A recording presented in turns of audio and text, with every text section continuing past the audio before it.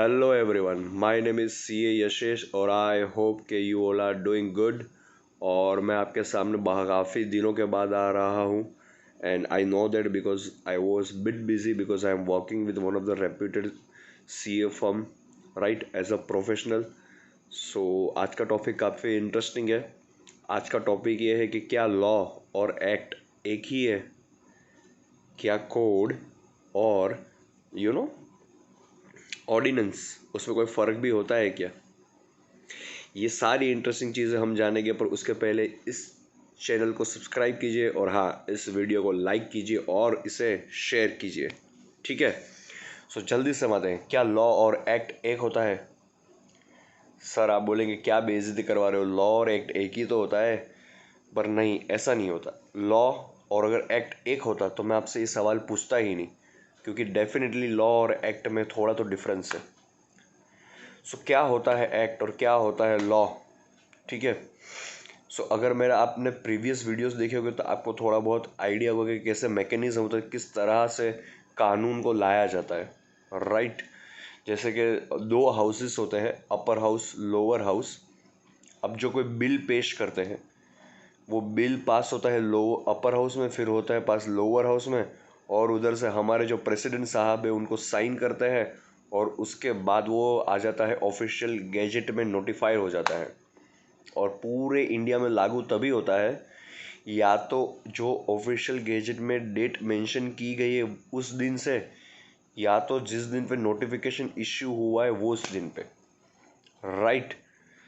सो एक एक्ट बनने के लिए, कोई एक्ट को लागू पूरे भारत में करने के लिए बिल को प्रेजेंट किया जाता है भारत की पार्लियामेंट में, राइट।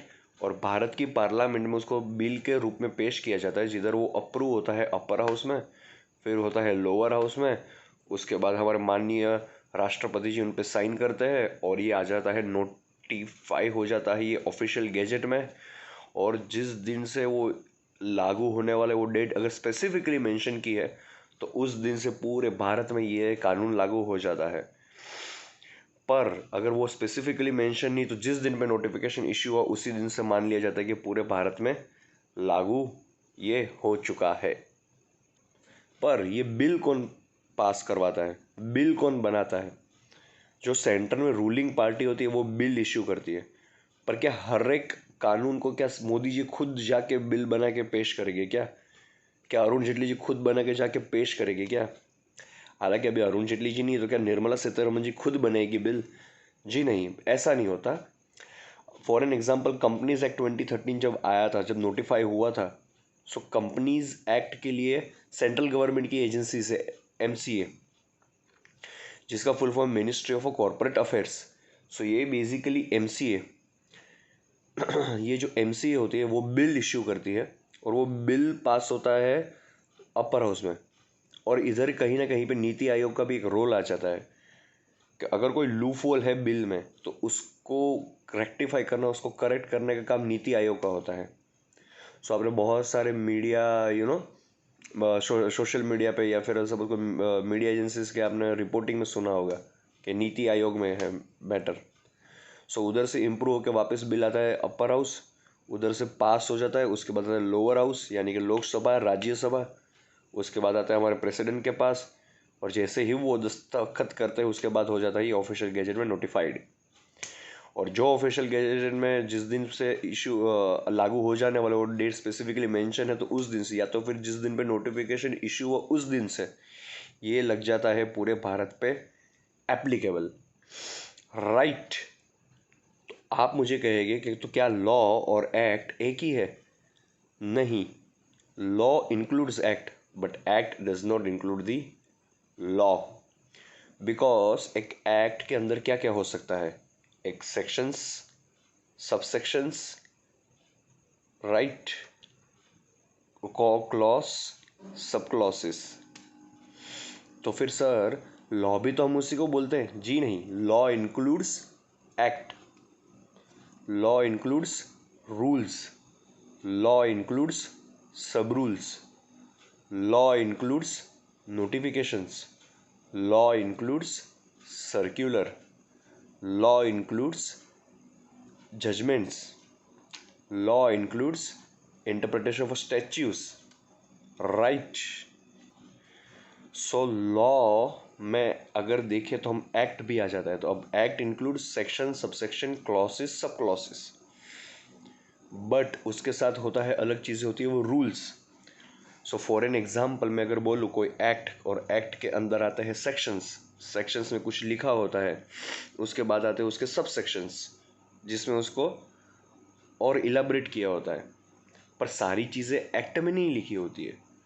क्योंकि अब फॉर एन एग्जाम्पल मैं बताऊँ, as per section 174 quorum, right, as per section 174 of the companies act 2013, meeting can be held through video conferencing, ये एक्ट में लिखा गया है।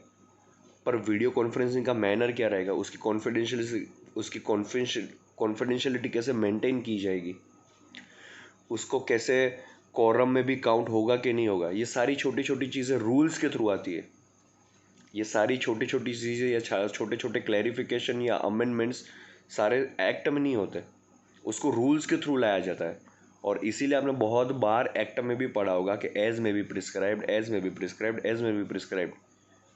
सो as may be prescribed, that prescribed through rules by the central government.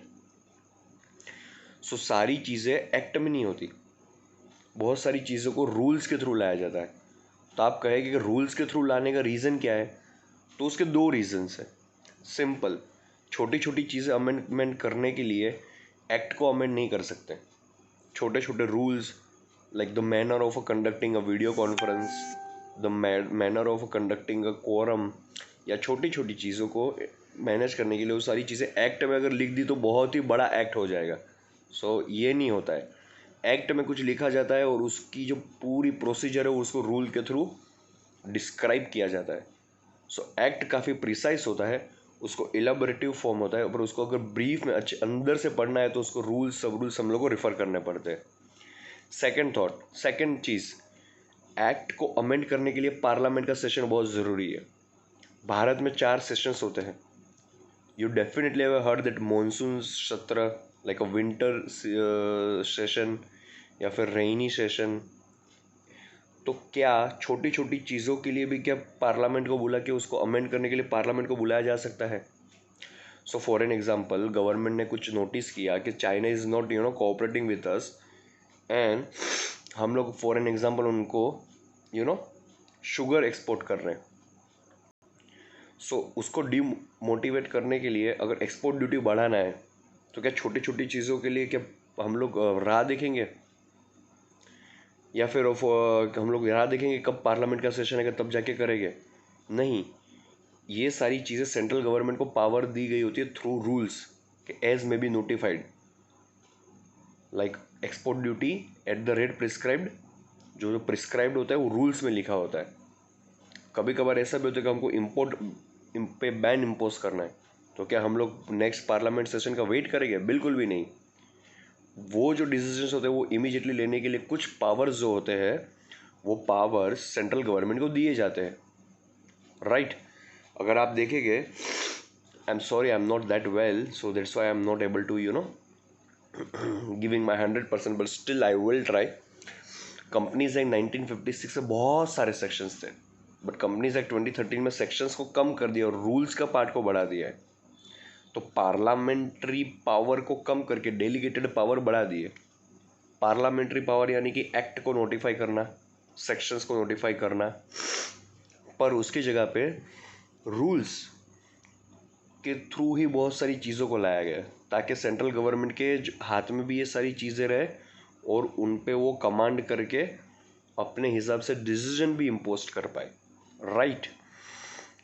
तो rules and sub rules आप समझ गए कि सेंट्रल गवर्नमेंट के पास अथॉरिटी है जिसके थ्रू वो सारा नरेटिव या डिस्क्रिप्टिव पार्ट मेंशन कर सकते हैं। उन लोगों को पार्लियामेंट के सेशंस की ज़रूरत नहीं होती है, राइट। सो आपको एक्ट के अंदर के section, sub section, clause, sub clause पता है। अब लॉ के अंदर आता है एक्ट और आते हैं रूल्स और sub rules. As I told you, rules and sub rules ये जो होते हैं वो सेंट्रल गवर्नमेंट के पावर में होते हैं, और जो इमीडिएट डिसीजंस लेने के लिए सेंट्रल गवर्नमेंट के पास कुछ पावर्स होने ज़रूरी है, जिसको नोटिफाई किया जाता है through rules and sub rules. सो इसीलिए कंपनीज एक्ट रूल्स 2014 करके भी होता है, GST valuation rules, GST ITC rules, something like that. Okay, अब नेक्स्ट हम बात करेंगे केस स्टडीज कि जैसे कि जजमेंट्स क्यों उसको लॉ के अंदर लिया गया है। क्योंकि फॉर एन एग्जांपल कोई एक्ट बना है तो क्या इंटेंट से बना है, अब उसको इम्पोज किया, अब असेसी जो है उनको लगता है कि ये प्रोविजन का ये इंटरप्रिटेशन है, और अगर इनको बराबर से एक्ट बनने के बाद फॉलो कर रहे कि नहीं कर रहे, इसके लिए भी सेंट्रल गवर्नमेंट ध्यान रखती है थ्रू अपनी agencies. So for an example, if you are company, then through MCA, through SEBI, right? If you are a bank, then through RBI। और अगर आप कुछ कंप्लाई नहीं कर रहे, बैंक कुछ कंप्लाई नहीं कर रहा है, so RBI may impose a penalty. And if there is a interpretation issue between this two institute like a bank and RBI, ये डिस्प्यूट सॉल्व होता है कोर्ट में जाके, right. Once the matter goes into the once the matter sub judice, उसके बाद court उसको interpret करता है और कोर्ट अपना जजमेंट सुनाता है, और इसीलिए होते हैं हमारे कोर्ट्स। सो सिर्फ कानून की देखरेख करना सिर्फ पुलिस का काम नहीं है, पर ऐसी सेंट्रल गवर्नमेंट की एजेंसीज भी इसको ऑपरेट करते हैं और उसको चेक करते हैं कि वेदर दिस आर कंप्लाइंग और नॉट। इनकम टैक्स डिपार्टमेंट, और अगर इनकम टैक्स डिपार्टमेंट कुछ ऑर्डर इश्यू करता है और if you have any dispute in that, then you can any time appeal against that order.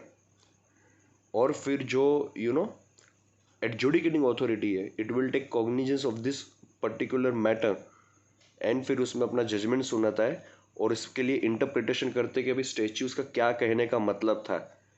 And या तो असेसी के फेवर में आता है ये डिसीजन, या तो फिर डिपार्टमेंट के फेवर में आता है।